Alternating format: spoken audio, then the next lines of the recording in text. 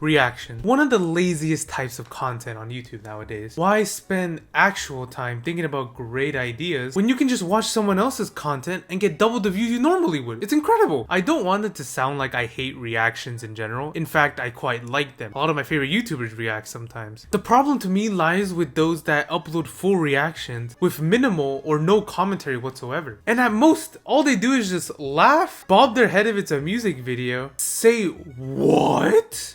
Wow, what? Or just do nothing at all. And it's really disheartening to me about how some of these videos do get quite a bit of fucking views. Views that the original creator that actually spent time making the video could have used for themselves. Views that would help them in terms of money to get them making even more video. I do know that shit like this has been going on for fucking ages now. But what made me really want to talk about it was something that happened actually quite recently. It all started with a tweet, or I guess post from Neo, where he showed that XQC, one of the biggest Twitch and Kick streamers, I guess, despite the fact that Kick paid him 100 mil, he posted a clip of how XQC put on his video to watch during his stream, but a couple of seconds into the video, he just gets up and leaves the room. He doesn't even come back until basically halfway through the video. And understandably, he was upset by this, because not only did XQC technically just steal his entire content without even being there in the first place, but also because Neo showed that he saw no growth in terms of views or subscribers after XQC reacted to his video, as everybody was claiming that would happen. Not only did XQC not even watch the video, but after a chatter mentioned the fact that he wasn't even reacting, XQC decides to basically mock reactions in general, and also the video in, I guess, kind of funny way, depending on how you see it. I don't know, I just find it kind of weird.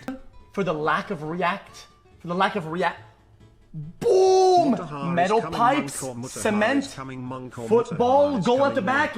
Wait a minute, chat. Hold up. I think this is a very rare copper alloy right there, chat. Now, to XQC's defense, there is an argument to be made that he didn't really steal anything other than Neo's content, because I really do think that it has to do with a level of interest. There's a good possibility that XQC's fan base didn't go back and watch the video themselves simply because they weren't that interested in it. For example, let's take another YouTuber, Dodford. His video actually was reacted to by XQC, but he publicly came out to basically thank and appreciate XQC for his reaction because it helped his video grow and it gave him great feedback from a different community. Now, what makes these two different? It's the fact that Dodford's video was about the Sidemen, another content creator group, streamer group, whatever you want to call them, gamers. And obviously XQC's fan base, fans of gamers, will just gravitate more towards that. There's a better chance they'll go out and look for that video themselves, as opposed to something like the densest city on earth. Quite an interesting video, but not really something that'll captivate the interest of juicers. Not to mention, do you really think the juicers have the attention span to watch that entire video themselves without a chat every second saying Omega Lol or Keck W? Before we continue, if somehow a juicer watches this video, trust me, I do not hate you. I actually used to be one of you. As you can see right here in Exhibit A, I have XQC's G Fuel flavor that I bought 2 years ago. I also have the cup. I have no idea where it is though. And we also have XQC's fucking original flavor, the first one. The cup's right here, but as you can see, or as well you can't see, it is broken, which is why I just keep it in here for now. I'm actually not finished with either, despite the fact that it's been 2 years. Anyways, back to the video. See, if this was the only problem, that XQC didn't react to Neo's video whatsoever, I think the drama would have ended in like within the same hour. Nobody would care in the end. But I think it's the fact that XQC also uploads many of his reactions to YouTube, and the fact is he does not edit them, or I guess his editor doesn't edit them down to only show interesting bits. Instead, they just upload the entire video with chat overlay. Whether XQC is saying anything at all or even in the same room, they'll upload the video. XQC didn't actually upload Neo's video to his main channel or by himself. It was actually a fan channel that uploaded it to YouTube, and they got a couple thousand views. So of course Neo didn't really lose out on much, I guess, unless you count the 60,000 viewers that XQC had at the time, I guess. But is 60,000 views that much? I actually do not know, okay? I really do not know how much YouTube pays. I'm actually not getting paid anything myself. I think everyone already knows that. But the problem is he uploads the entire segment raw and unedited, as raw as it possibly can be, as opposed to someone like Penguin Zero, who uploads reactions to videos from his stream, but the difference is he actually cuts down the bits to only where it's funny, entertaining, or Penguin Zero has something to say, as opposed to XQC, who just upload the whole thing whether he has anything to say or not. And that, I really do think, is just stealing content. He can make the argument all he wants that it's for the YouTube frogs that miss his streams, but in the end, Penguin Zero does something similar, but he actually cuts it down. Why can't you do the same?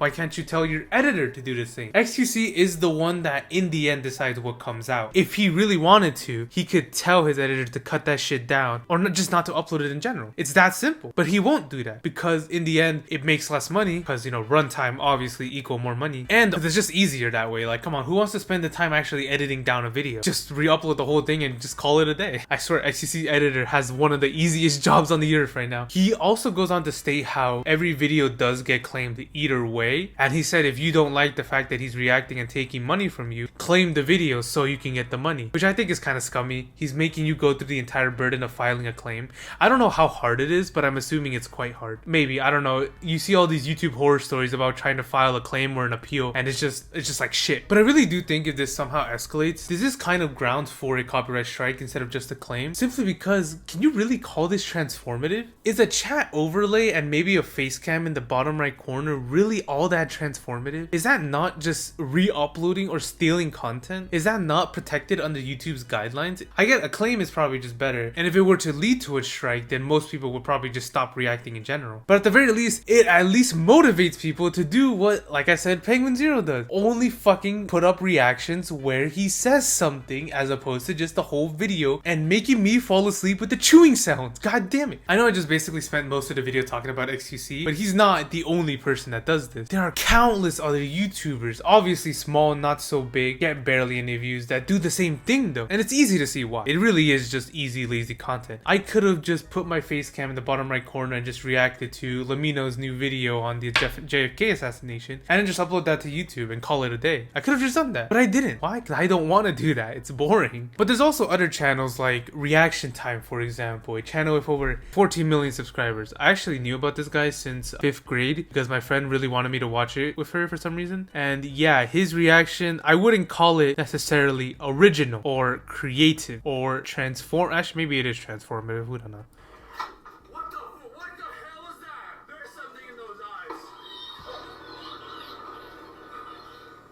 Yeah, he kind of just spouts random nonsense or makes the most obvious observations possible. Is that really transformative or really entertaining in general? You know what? Actually, it was entertaining. I'm gonna leave a like. And then there's also Hassan, who I guess does the same thing of leaving his chair in the middle of a reaction, as we can see in Exhibit A up here. Live Hassan reaction. I know it fucking says ifunny.co. Shut up. It was the first image on Google, goddammit. At the very least though, Hassan actually links back to the original video, so I guess that's already a step up from what XQC does. And although there are creators like Neo who understandably get upset by this entire format of reacting, there are still other creators that do really appreciate it. Like I said earlier, Dodford was one of them, but there's also someone else like Alex Noble, whose video and channel kind of blew up after Hassan reacted to his video. Obviously because he linked back to it and people were interested enough to go and watch it for themselves and subscribe, obviously. You know, I'm starting to think maybe Dodford's video did actually pretty well because XQC actually stayed in the room to watch it himself. And then there's also a possibility that even though XQC's fans didn't go watch the video again for themselves or subscribe, they could still be waiting on Neo's next video. I watch YouTubers that I'm not even subscribed to just because I simply forget. And at the same time, although obviously Neo doesn't really need it, he is quite big of a channel, it still does give him some exposure. XQC is technically bigger than Neo. I mean, come on, the man got $100 million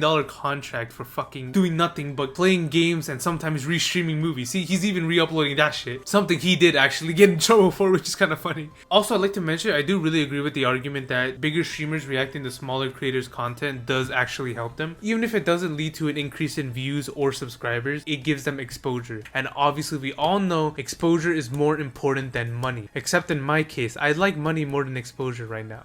In conclusion, you may be wondering, is the reaction meta finally coming to an end? Of fucking course not! Are you crazy? It is literally the easiest content on this platform. Nobody wants to stop doing them because it is quite literally an infinite money glitch. I technically even just did one in this video with reaction time. It's never gonna go away. I even plan on doing some in the future. Only the good parts. I'm not a hypocrite, goddammit. And again, if this does somehow escalate, though I doubt it does, then I really do think there are grounds for a copyright strike instead of claims for channels that do it. Maybe the landscape will change. Who knows? Though I highly doubt it. I mean, if reactions go away, then half of YouTube does too. Like, come on. In my opinion, if a creator doesn't like when a bigger streamer reacts to their content, I really do think that they should plug every single little thing they possibly can into the video. For example, subscribe to my Patreon, follow my Twitter, follow my TikTok, donate to my GoFundMe. We're trying to raise enough money for me to run for president. I know I'm not old enough, and I also know that I'm not American born, but I really do think we can do it. Jokes aside,